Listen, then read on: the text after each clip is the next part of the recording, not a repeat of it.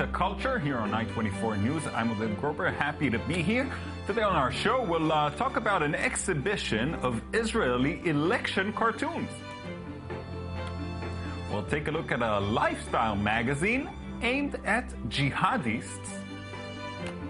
And we'll discuss Clint Eastwood's latest film, American Sniper. Go Vote is an outdoor exhibition in the city of Holon featuring an array of political cartoons that deal with elections here in Israel. It goes back to the formation of Israel and shows the changes in the public perception of the democratic process over the years and, of course, also makes us laugh. The exhibition will be on display until after this upcoming elections in March, and we have in the studio Yasmin Sason, one of the people behind this exhibition, to tell us all about it. Thanks for coming in, Yasmin. Thank you. So, obviously, over the years, even though Israel hasn't been around that long, we've had quite a few elections here. And I bet you had to deal with a huge amount of material to choose from. How did you pick what to put on?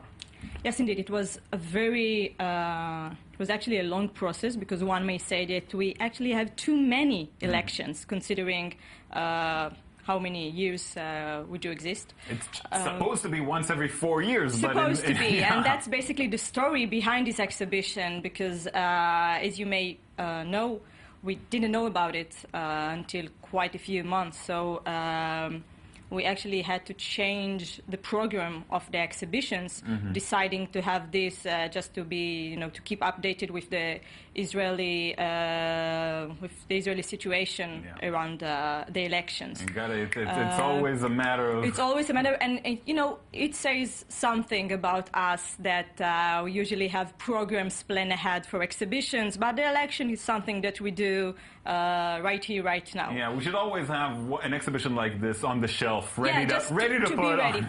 And I think that one of the cartoons was actually talking about it, well, what do you know? We need to be ready. It might become sooner than we thought. Yes, it was many cartoons to be try to choose from. Right. And I was trying to find were the cartoons that were actually talking about the process itself, the process of Go Vote. That's why we chose this name of Go Vote instead of making fun of politicians. And it was supposed to be like a celebration for democracy. That's right. And we do see how things have changed over the years. In the earlier cartoons, they're treating the elections with a lot of respect, a lot of dignity, almost as if there's some holiness to it. A lot of references to scripture, but that changes significantly. It is. It changed in the past few years. But what I'm finding very interesting is that in the last few years, we're actually going back to the same place. Like if in the beginning, the cartoonist will be someone who do radical things, and then trying to be more mainstream, now we're going back to the radical area. In terms of the way we portray politicians, the way we're actually talking about the elections themselves. Is there a point in time that you can say that's when it changed?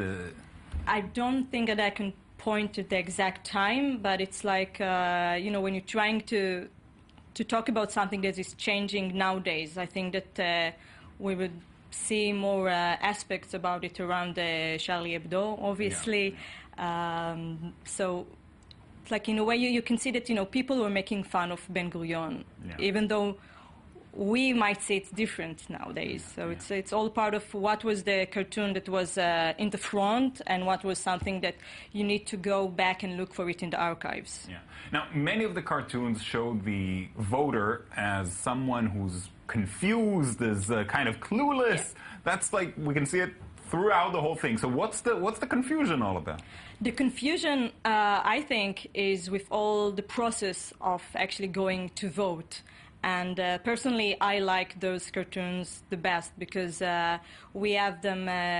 We have Zeev and Levkovich and people who have like. There'll be one of the cartoons, someone who's like seeing all those names of the parties that we can vote from. And being this clueless means that, you know, it's in your face, telling you, now you need not to be clueless, go vote. Which I guess is really the main message of the exhibition. The only message of this exhibition. Trying to get people to go out and Try to take get part. people to go out. Like the thing about this exhibition is that, as you mentioned before, it's in an outdoor exhibition, whereas all the art and galleries of the design season in Holon are free admission. This one in particular is actually in the street. Like you can go and walk in the street and see it. So behind and like. There's the cartoon and then the go vote message. So nobody can, you know, confuse it with something else. Right. There's no political there's message no there, political of course. at all. Now, you mentioned Hulon and there are other events happening in the city. If you can just tell us a little bit about what else can we find in Hulon these days? Another brilliant exhibition that we have, it's, we call it in Hebrew, Toferet Asratim. Behind the seamstress, the movies. So, yeah.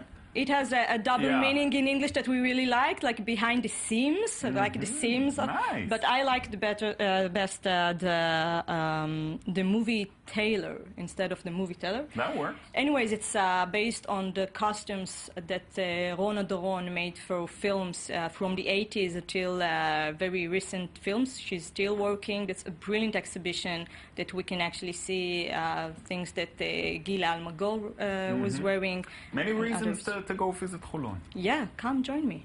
I certainly will. Yasmin, thanks so much for coming in. Thank you. Let's move on. What does jihad and lifestyle have to do with each other? Inspire magazine is an online lifestyle publication for the jihadi crowd. Apparently, while waiting for their rewards in the next life, jihadists try to make the best of this one as well. Daniel Campos takes a look. Lifestyle, popular magazines concerned with mental and spiritual health, fitness, tourism, leisure, hobbies, and culture. In that same format, in 2010, Inspire, an English-language online magazine which is believed to be published by the organization Al-Qaeda, was created. The magazine is one of the many ways the terrorist organization uses the internet to reach its audiences using the same visual codes as a fashion magazine. Covers of Inspire are colorful, using the same format of other magazines in the West, while the content is quite diverse, offering a quote section for analyzing the thoughts of friends and enemies of Islam, the psychology section, which offers advice for jihadists having difficult existential thoughts and questions, a social awareness section, intimate interviews with jihadis, a high-profile target section of men and women who deserve to be killed, a section for studying government and media responses, and a recipe section which offers step-by-step instructions and images on how to make a bomb in the same manner of how to make brownies. Instructions on how to create booby traps in the form of carpentry lessons for dummies, followed by a martyrdom and prayer section. Distributed for free on a visually rich viral PDF file, the magazine provides food for thought for Islamic extremism around the world. Inspire magazine promotes open-source jihad, encouraging simple attacks by individuals or lonely wolves. The magazine also encourages its readers to submit their own material for publication, articles, comments, and suggestions to us. It's currently difficult to measure the percentage of readers who are guilty of terror activity. So far, the most famous case involving the magazine is that of the Tsarnaev brothers, who carried out the terror attack at the Boston Marathon in 2013. Prosecutors have stated that the brothers learned how to make bombs thanks to Inspire magazine. This is proof that the magazine is not a joke nor a hoax. It's a jihadi magazine dressed up in Western-style magazine aesthetics. In a moment, we'll talk about the controversy surrounding American Sniper and its star. But first, our cultural recommendation for the day.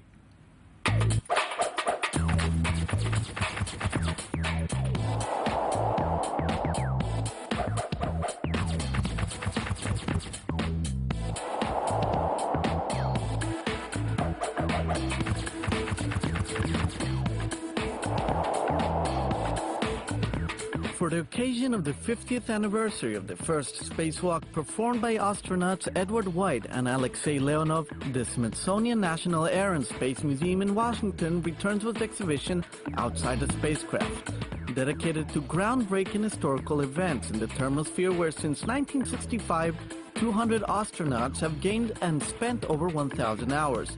Whether for exploration missions or repairs, these moments are always difficult, and success depends on the collaboration of a team of scientists. This exhibition presents art, photography, artifacts, and personal accounts that relate the continuing story of extravehicular activity. And now Shachar Peled is here with her segment, Off Screen. Hello, Aded. Hi, Shachar. How are you? I'm saying goodbye to your glasses. Oh, yes, you are. One of the last times I'm going to be with them. I'll miss them. Well, Oded, a new year, a new scandal. Why not? Clint Eastwood's new record-breaking film, American Sniper, depicting the life of Chris Kyle, also known to be the most lethal sniper in U.S. military history, is indeed breaking records. $90.2 million in its opening three-day weekend, heading towards $100 million. This is double than what was expected of it, given its $60 million budget. This is really an all-time record because it's a record opening in the month of January, which is usually a slow month, and an all-time record for Clint Eastwood as a director. So this film is really high both critically and in the box office. But there are people who are unhappy with it, and Seth Rogen, who we remember, yes, for instance, who we remember from last year's The Interview. He's just jumping from one scandal to another. Competition. He is so unhappy with this film. He compared this record-smashing film to a fake Nazi propaganda clip. Here's his tweet. He writes, "American Sniper kind of reminds me of the movie that's showing in the third act of Inglourious Basterds." Now, he's referring, of course, to the Nazi parody film National Pride, shown in Quentin Tarantino's movie Inglourious Basterds, and he's comparing this to Clint Eastwood's patriotic in American that film, there is a sniper seated there, you know, at the top of the tower, and just some didn't really like that comparison to the I'm yes, shocked. fictitious Nazi propaganda film. And that Canadian Seth Rogen. Well, he's not alone. Liberal filmmaker Michael Moore also launched an attack on the use of military snipers in warfare, and he writes, "My uncle, killed by sniper in World War II, we were taught snipers were cowards. They will shoot you in the back. Snipers aren't heroes, and invaders are worse." A couple of hours later, he did give he softened his criticism, saying that, but if you're in your home defending it from invaders, then it's okay. This, of course, a debate among Hollywood stars, Right. Jane Fonda, Rob Lowe, all defending the film. There is a political issue here at heart, and we all know where Michael Moore stands, and we all know where Clint Eastwood stands as well. And this is obviously a very patriotic film. And having them on both sides of the spectrum really gives this debate its edge. We know that it was reported that Vice President Joe Biden was tearing up by the end of this film, so it's definitely making this issue on this headline, on the headlines. In time for the Oscars. And it's right in time for everything, because if we focus for a moment on its star, Bradley Cooper, this marks the rise and rise of Bradley Cooper.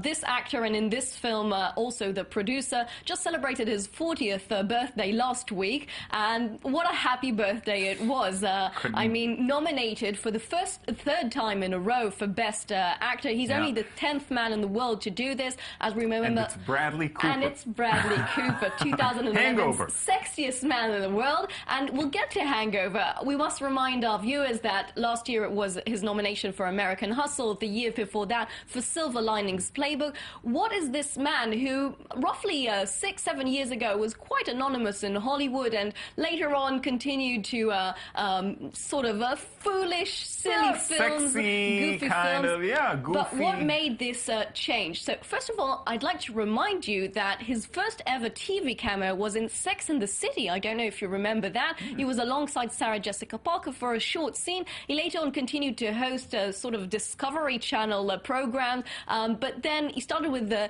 more silly films, Wedding Crashers, crashes. We can mention he's just not that into you. Who's responsible for his rebranding? Because I want that guy's number. Well, I'll give it to you once we're out, but I think that in the past 5 years, around 2010, 2011 was the change, because he got his fame from The Hangover, but I think it was the techno thriller Limitless, where he portrayed a man using a pill that could help him use 100% of his brain. There he continued from The Place Beyond the Pines, where he portrayed a police officer. These were suddenly a shift into serious roles, into dramas, and of course then came David O. Russell, and the rest is history. And the rest is history. We'll wish him all the best. Thank you so much. Thank you.